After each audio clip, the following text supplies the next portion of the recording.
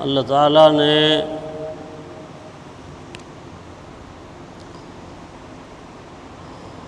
بعض اوقات کو اور بعض مقامات کو خود برکت والا قرار دیا ہے۔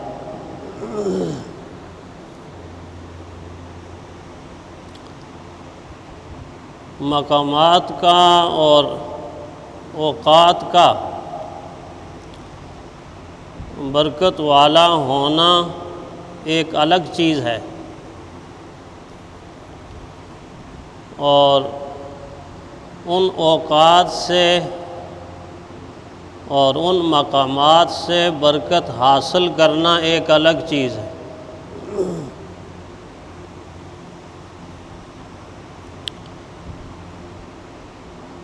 اللہ تعالیٰ نے کعبے کو انوارات کا مرکز بھی بنایا، برکات کا مرکز بھی بنایا،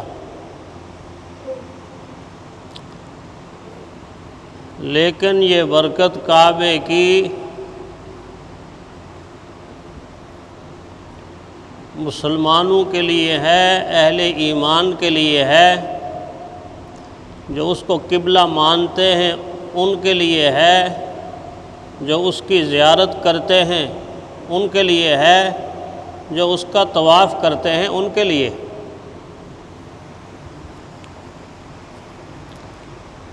اس سادہ سی بات سے یہ بات معلوم ہوئی کہ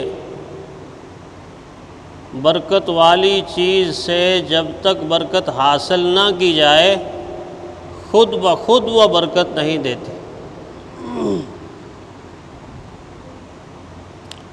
دنیا کے معاملات میں بھی ایسا ہی ہے۔ دنیا کے معاملات میں ہم یہ بات سمجھتے ہیں، اچھی طرح سمجھتے ہیں کہ کسی چیز کا اچھا ہونا اس وقت تک فائدہ مند ثابت نہیں ہوتا کہ جب ہم اس کو اچھی طرح استعمال نہ کریں۔ اگر ایک کسان کاشتکار گندم کے اعلیٰ سے اعلیٰ بیج کو اپنے برتن سے نکال کے دیکھے اور تلی پر رکھ کے یہ کہے کہ بہت اچھا بیج ہے، بڑا ہی عمدہ بیج ہے، اور یہ کہہ کے واپس برتن میں رکھ دے،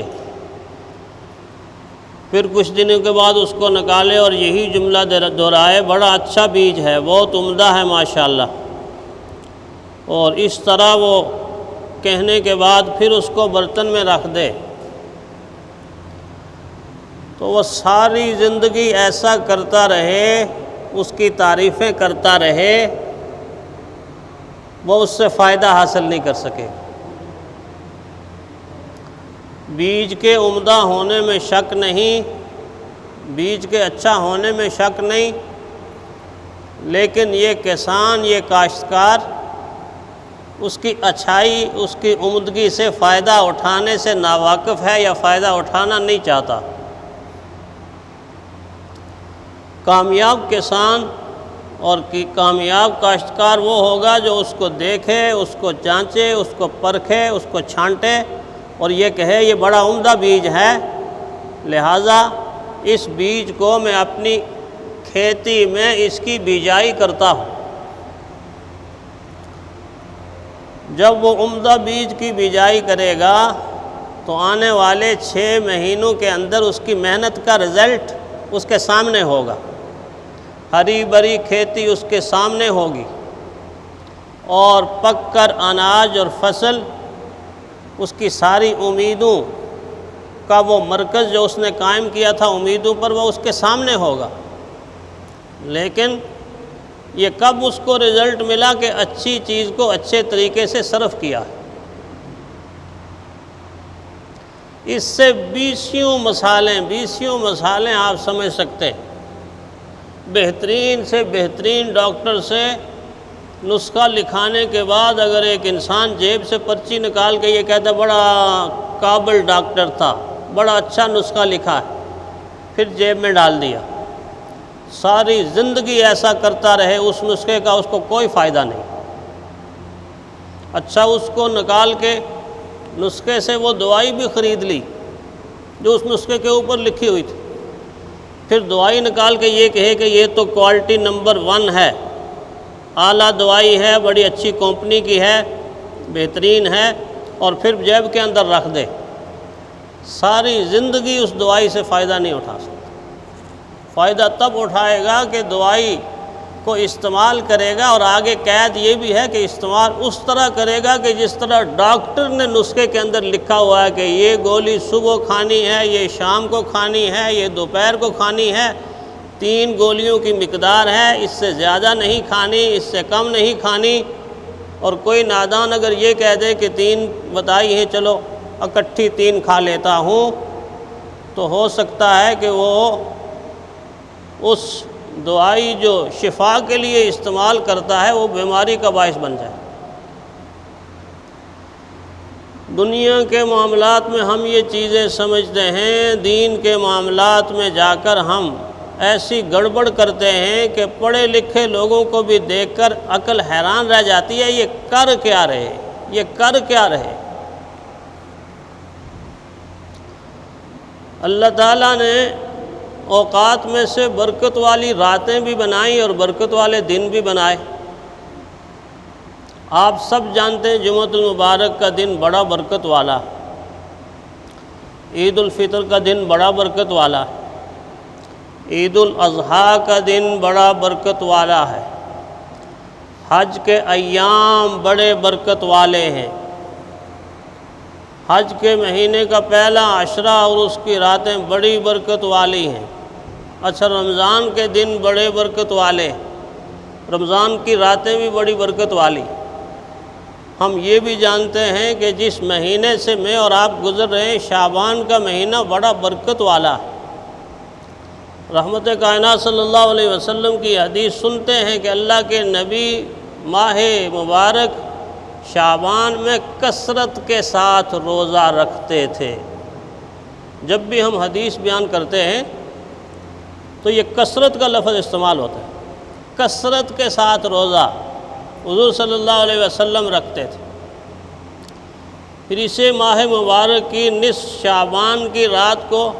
اللہ کے نبی نے فضیلت والا بتایا۔ لیکن حیرانی کی بات یہ ہے کہ شیطان اول تو نیکی کرنے ہی نہیں دیتا، قدم قدم پر رکاوٹ کھڑی کر کے نیکی کے درمیان اور نیکی کرنے والے کے درمیان آڑ اور رکاوٹ بن کے کھڑا ہو جاتا ہے، نہیں کرنی نہیں کرنی نہیں کرنی۔ اگر اس کی دسترس سے کوئی تقوی کی بنیاد پر، اللہ کی توفیق کی بنیاد پر اس کی رکاوٹوں کو توڑ کر نیکی کی طرف آ جائے تو وہ آگے چل کے یہ کہتا ہے ٹھیک ہے ٹھیک ہے، تو نے کیا سمجھ لیا کہ تو نے مجھے ناکام کر دیا، اب تو کامیاب ہو گیا ہے۔ آگے چل کے وہ ایسا حربہ استعمال کرے گا کہ کی کرائی نیکی ضائع ہو جائے گی۔ انسان یہ سمجھ رہا ہوگا کہ میں نیکی کر رہا ہوں، فرشتے یہ لکھ رہے ہوں گے کہ یہ گناہ اور معصیت کما رہا۔ یہ بڑے خطرے کی بات ہے، انتہائی زیادہ خطرے کی بات ہے۔ خاص کر ماہ شعبان کی اس رات کو شیطان 2 طرح کے لوگوں سے ان کا بھی نقصان کرتا ہے اور ان سے دوسرے لوگوں کا بھی نقصان کرتا ہے۔ ایک طبقہ وہ ہے کہ جس کو شیطان ایسی رسموں پہ لگا دیتا ہے، ایسی رسموں پہ کہ جن رسموں کو دیکھ کر دین کا علم رکھنے والا انسان حیران ہوتا ہے کہ یہ رسم تو مجوسیوں کی رسم ہے، سورج پرستوں کی رسم ہے، یہ رسم تو آگ پرستوں کی رسم ہے، یہ رسم تو ہندوؤں کی رسم ہے، لیکن شیطان کو دیکھیے کہ اسی رسم کو زندہ کیا، اور زندہ بھی کس رات کو کیا کہ جس رات کے بارے میں آپ جانتے ہیں کہ آسمانوں سے اللہ تعالیٰ کی مسلسل رحمت برستی ہے، جس مہینے میں اللہ کی مسلسل رحمت برستی ہے، اس رات کو چنا۔ چنانچہ بستیوں میں دیکھیں، آبادیوں میں دیکھیں، نہ جانے یہ رسم کب سے شروع ہوئی اور کس نے اس کی ایجاد کی، اور ہے ہمارے ملکوں کے اندر ہی تھوڑے، ہندوستان، پاکستان اور قریب، عرب کے اندر موجود نہیں ہے، افریقہ کے اندر موجود نہیں ہے، یورپ کے اندر بھی موجود نہیں ہے، ہمارے ملکوں کے اندر، کہ ماہ شعبان کی یہ رات، جس رات کو برکت والی رات قرار دیا جاتا ہے، اللہ کے نبی نے برکت والی قرار دیا، اس میں ہمارا نوجوان اور ہمارے بچے گلیوں میں، بازاروں میں، ہاتھوں میں آگ کا سامان لے کے نکلتے، آتش بازی کا سامان لے کے نکلتے۔ بظاہر لوگ یہ سمجھتے ہیں کہ یہ تو ایک معمولی سی چیز ہے، چلو بچے خوشی بنا لیتے ہیں، لیکن یہ آتش بازی کئی کبیرہ گناہوں کا مجموعہ ہے، کئی کبیرہ گناہوں کا، صغیرہ گناہوں کا نہیں، کبیرہ گناہوں کا۔ رحمت کائنات صلی اللہ علیہ وسلم نے فرمایا من تشبہ بقوم فہو منہم، لوگوں جس قوم کی کوئی قوم، کوئی فرد مشابہت اختیار کرے گا، نقل کرے گا، وہ قیامت کے دن اسی میں سے اٹھایا جائے، اسی میں سے اٹھایا جائے۔ جو نصف شعبان کی اس بابرکت رات کو ہاتھوں میں آتش بازی کا سامان لے کر گلیوں اور بازاروں کے اندر نکل رہا ہے، وہ مجوسیوں کی نقل کر رہا ہے، سورج پرستوں کی نقل کر رہا ہے، اور ہندوؤں کی دیوالی کی نقل کر رہا ہے، ہندوؤں کے تہوار دیوالی کی نقل کر رہا ہے۔ بھلا جو انسان ہندوؤں کے تہوار دیوالی کی نقل کر رہا ہو، قیامت کے دن آمنہ کے لال اس کو یہ کہیں گے کہ آ جاؤ میں تمہاری سفارش کرتا ہوں، شفاعت کرتا ہوں، اللہ تعالیٰ اس کی بخشش کا سامان پیدا کریں گے۔ پہلا کبیرہ گناہ کہ ایسی قوموں کے ساتھ اس نے مشابہت اختیار کی کہ جو قومیں اپنے اس گناہ کی وجہ سے دوزخ کا ایندھن قرار دی گئی، دوزخ کا ایندھن قرار دی۔ اور کر کس معاشرے میں یہ رسم؟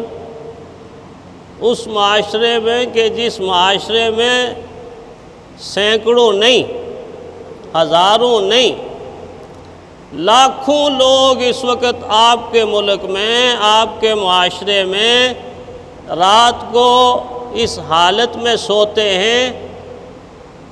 کہ ان کو ایک وقت کا کھانا بھی میسر نہیں ہوتا۔ اگر صبح کو کھایا ہے تو شام کو بغیر کھائے سو رہے،